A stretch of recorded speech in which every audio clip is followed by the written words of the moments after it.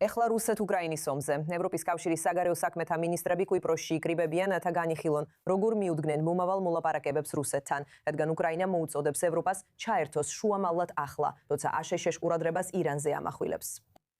ევროპის მინისტრები სავარაუდოდ განიხილავენ წინაპირობებს შესაძლო მოლაპარაკებებისთვის და იმას, რა იქნება ევროპის მიზანი თუ ბლოკი გადაწყვეტს მოლაპარაკებებში ჩართვას. კრემლმა ცოტა ხნის წინ განაცხადა, რომ რუსეთის პრეზიდენტი ვლადიმირ პუტინი მზად არის მოლაპარაკებებისთვის ევროპასთან. მაშინ, როცა უკრაინის პრეზიდენტი ვოლოდიმირ ზელენსკი საჯაროდ მოუწოდებს ევროპას გახდეს დიპლომატიური პროცესის ნაწილი. ამასობაში ევროპის ზოგიერთ დედაქალაქში იზრდება შიში, რომ ომი შეიძლება უკრაინის ფარგლებს გასცდეს და ვლადიმირ პუტინმა შეიძლება გადაწყვიტოს კონფლიქტის გაფართოება. ბოლო დროს რუსეთმა განცხადებები გააკეთა ბალტიის ზოგიერთ ქვეყანაზე, დაემუქრა ლატვიას გადაწყვეტილებების მიღების ცენტრების დაბომბვით და დაადანაშაულა ქვეყანა უკრაინელი დრონების ოპერატორების მასპინძლობაში. გასულ კვირას ლიეტუვაში საჰაერო განგაშის სიგნალები ჩაირთო მას შემდეგ, რაც ეჭვმიტანილი რუსული დრონები ბელარუსს მიუახლოვდნენ. ეხლა რუსეთის საგარეო დაზვერვის სამსახურის ხელმძღვანელი სერგეი ნარიშკინი ცდილობს შეცვალოს ნარატივი და ნატოს სამხედრო ალიანს აღმოსავლეთში მასშტაბური კონფლიქტისთვის მზადებაში ადანაშაულებს.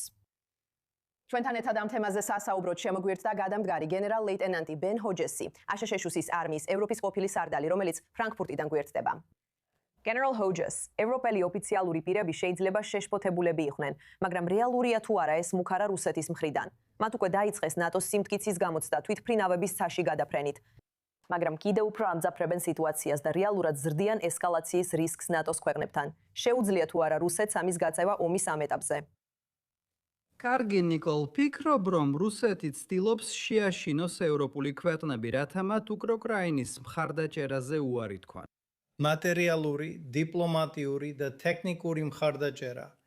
ეს ის საკითხებია, რომელთა შეწყვეტაც რუსეთს სურს ევროპიდან. მაგრამ ევროპელები კარგად ესმით, რომ რუსეთი ყოველთვის დაემუქრება მათ. და მათ ასევე ესმით, რომ საკუთარი თავის დასაცავად რუსეთის თავდასხმისგან საუკეთესო გზა არის ის, რომ უკრაინამ წარმატებით დაამარცხოს რუსეთი. ამიტომ არ ფიქრობ, რომ ისინი შეშინდებიან ან ამ ბოლო რუსული მუქარებით შეკავდებიან. ომთან დაკავშირებით შესაძლო დიპლომატიურ როლზე სასაუბროთ.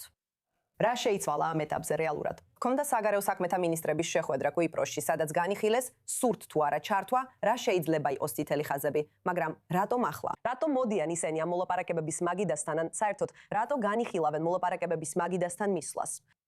კარგი, ვფიქრობ, ამის ნაწილი, რა თქმა უნდა, ისაა, რომ მათ აღიარეს, რომ შეერთებული შტატები ამ პროცესიდან ჩამოშორდა. გულისხმობ სახელმწიფო მდივანმა რუბიომ რამდენიმე დღის წინ თქვა, რომ თუ ვინმე სურს ეს აიღოს, შეუძლია აიღოს.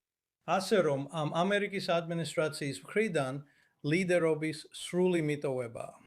და კიდევ ერთხელ, ევროპელები აცნობიერებენ, რომ მათი საკუთარი ინტერესია დაეხმარონ ამ ომის წარმატებით დასრულებაში, სადაც სიმართლე რო გითხრათ, ვერასდროს გამიგია, რატო არ იყვნენ ევროპელები ჩართული.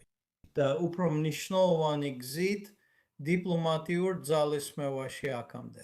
რადგან ашკარა იყო, რომ ტრამპის ადმინისტრაციის მიდგომა ძალიან იყო მომხრე.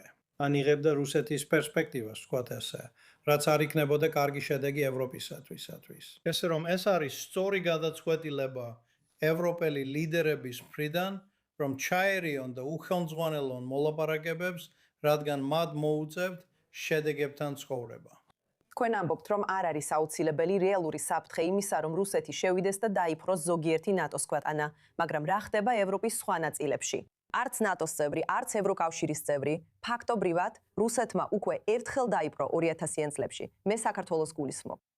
შეიძლება თუ არა საქართველო გახდეს შემდეგი სამიზნე, როგორც ბევრი ანალიტიკოსი მიიჩნევს, რომ ეს პუტინისთვის დაბალი რისკის მქონე ნაბიჯია, რომელიც შეიძლება კრემლს ძალის დემონსტრირების საშუალებას მისცემს იმ დროს, როცა მას ეს სჭირდება.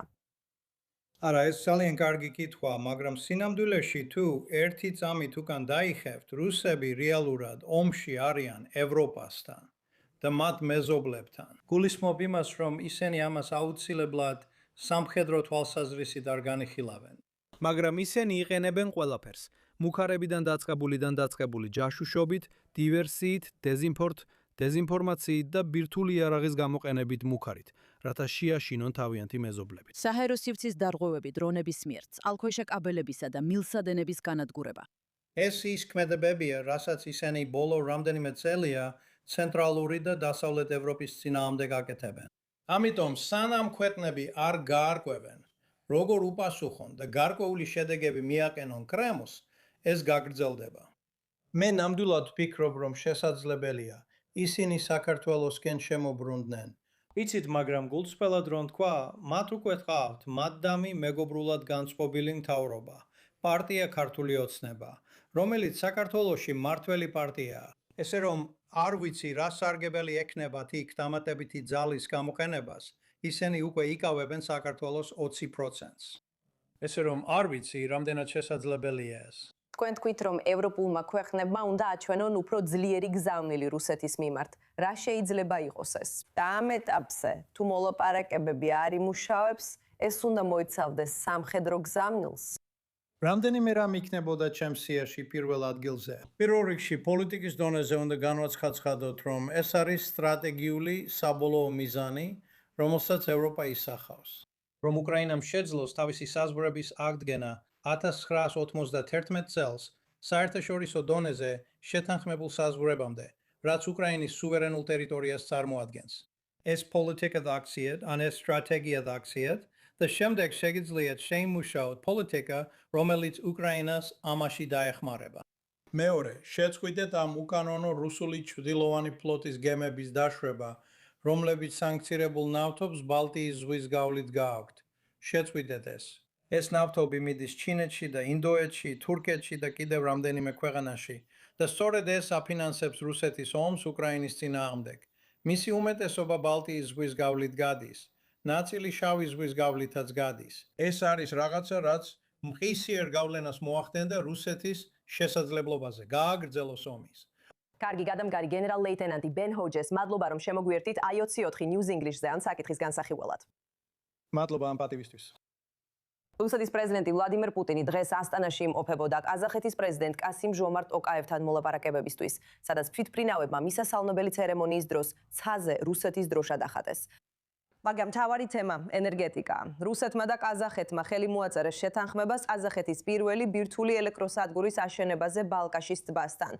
კაზახეთი უკვე ურანის უმსხვილესი მწარმოებელია მსოფლიოში, თუმცა ბირთვულ ენერგიაზე დებატები 10 წლეულებია მიმდინარეობს, განსაკუთრებით საბჭოთა ბირთვული გამოცდების მტკივნეული ისტორიის ფონზე.